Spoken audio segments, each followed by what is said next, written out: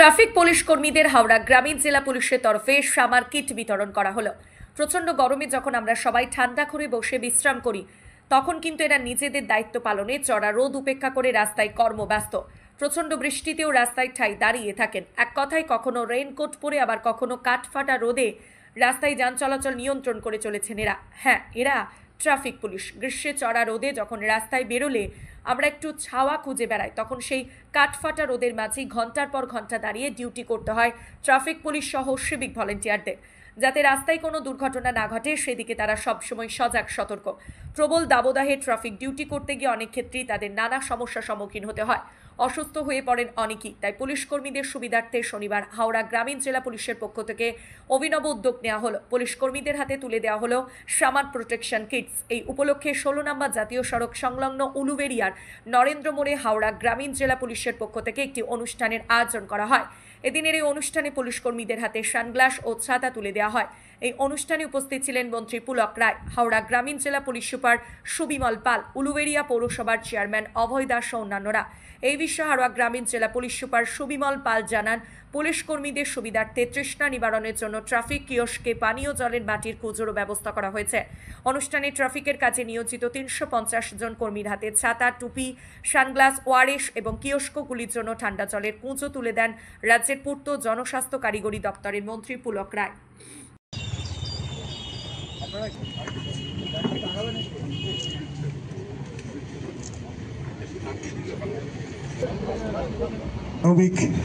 আমাদের মন্ত্রী সাহেব বলছিলেন, পুলিশ মানে আলাদা কোনো কিছু নয়, পুলিশ মানে সমাজের বন্ধু।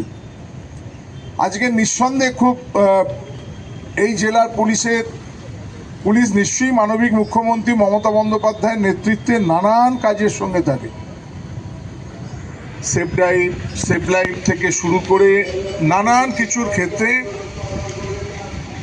আবার বিশেষ করে আমাদের জেলায় এসপি সুবিমল পাল আসার পর একটার পর একটা পুলিশ এবং পাবলিক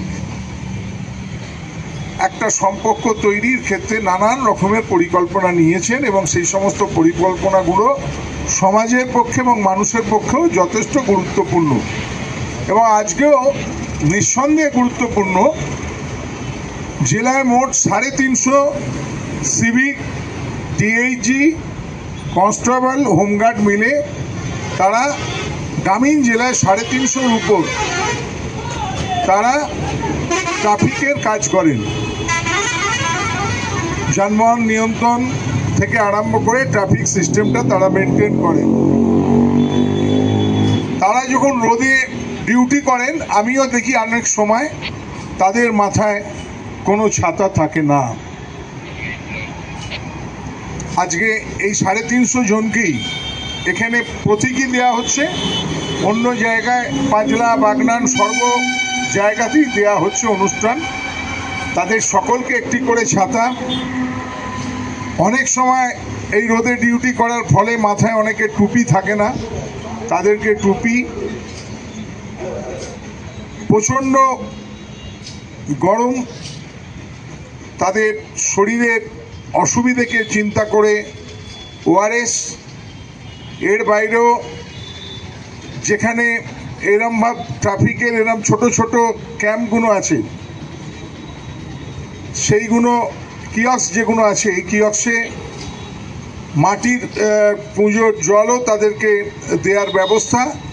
এটা একটা সত্যি গুরুত্বপূর্ণ উদ্যোগ এবং এই উদ্যোগে আমরা নিজেরা সামিল হতে পেরেছি।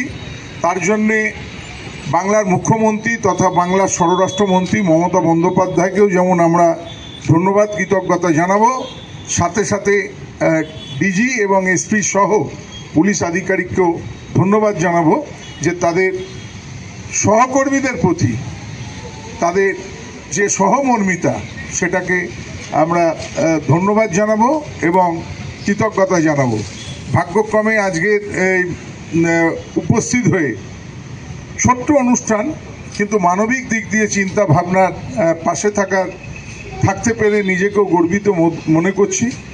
পুলিশ